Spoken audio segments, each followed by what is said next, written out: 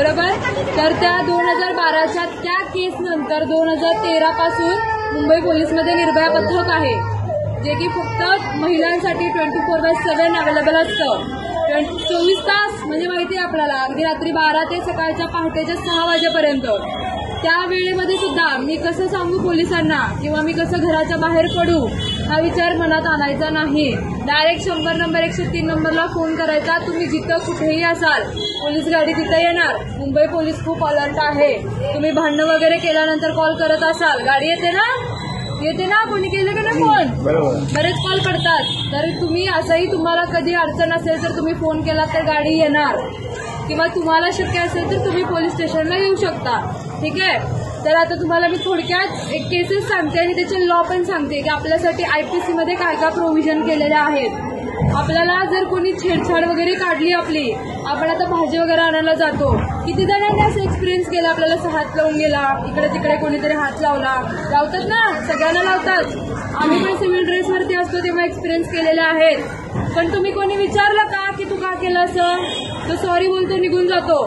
तुम्ही विचारलं का केलंस, त्याला घेतलं चौकात, 4 लोकांना गोळा केलं, नाही केलं, नाही करत आपण, आपल्याला कुठे तेवढा वेळ आहे. तो हात लावतो, अजून 4 जणींना निघून जातो. मग आपण त्याला सोडून द्यायचं असंच. तुम्ही जोपर्यंत त्याला घेऊन येणार नाही हे प्रमाण कमी होईल का, मला तुम्ही सांगा. प्रमाण कमी होईल का, नाही होणार. तुम्ही अवेअर व्हा, तुम्ही त्याला घेऊन या पोलीस स्टेशनला. ह्या सगळ्या छोट्या छोट्या गोष्टी आहेत, पण तुम्ही जोपर्यंत इनिशिएटिव्ह घेणार नाही त्या गोष्टी बदलणार नाहीत. बरोबर आहे, समजतंय मी सांगितलेलं. त्यामुळे जर असं कधी वाटलं की कोणीतरी मुद्दाम आपल्याला हात लावलेला आहे, मुद्दाम आपल्याकडे सारखं सारखं बघतो आहे, घेऊन यायचं त्याला, चल म्हणायचं पोलीस स्टेशनला.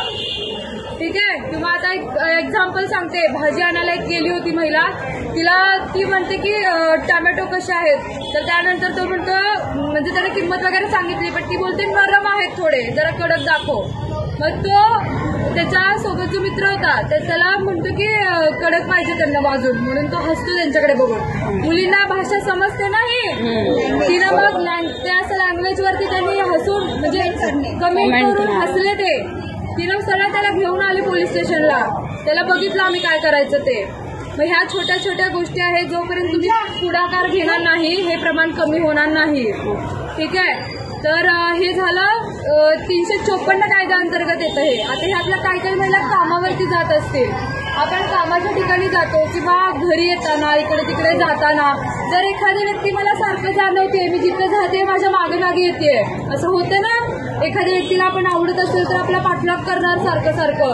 खास करून मुली ज्या 15 ते 20 वर्षाच्या वगैरे आहेत, सारखं त्यांच्या मागे मागे जायचं तर छान दिसते म्हणून, किंवा तिला बोलण्याचा प्रयत्न करायचा, तू छान दिसतेस, तुझ्याशी मैत्री करायची आहे.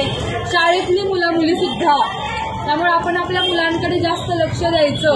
ते घरी आल्यानंतर काय काय करतात आणि त्यांची संगत कशी आहे, ते कोणाकोणाच्या सोबत असतात, त्यांचं फ्रेंड सर्कल कुठलं आहे. बरोबर आहे, पटतंय मी सांगितलेलं. आपली खास करून मुलगी सुद्धा काय करते, कोणासोबत बोलते का, बोलण्याबद्दल दुमत नाहीये, पण मुली काय करतात हे तुम्हाला थोडक्यात सांगते.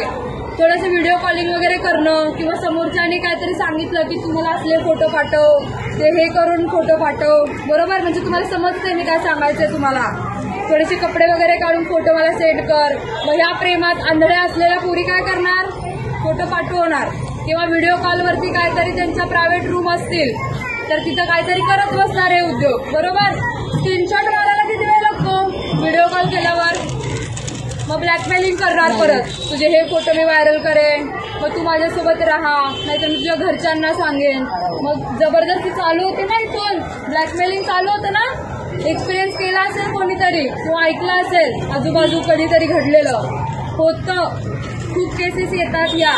त्यामुळे आपण चान्सेस नाही द्यायचा समोरच्या व्यक्तीला. खास करून आपल्या मुलींना तुम्ही सांगा की फ्रेंडशिप असते, फ्रेंडशिपपर्यंत राहा, पण प्रत्येक गोष्टीला एक वय आहे. बरोबर.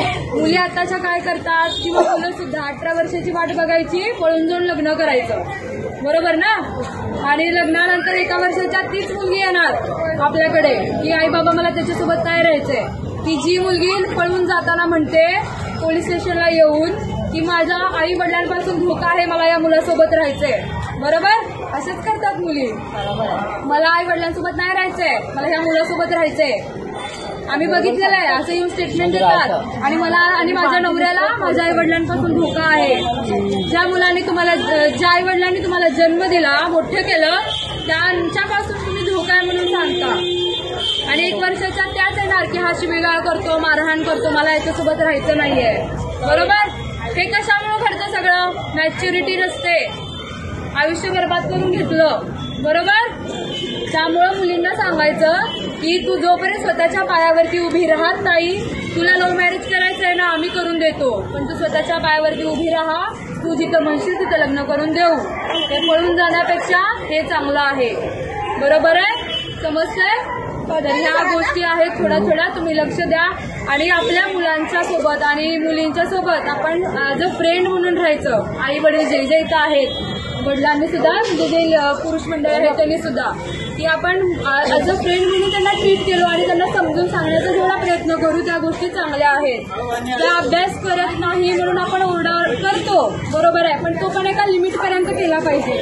नाहीतर त्यांचा इगो हर्ट होणार, मी घर सोडून जातो, मी घर सोडून जाते, नाहीतर स्वतःचं काहीतरी करून घेणार. मग सुसाईड खूप सोपा मार्ग असतो. बरोबर?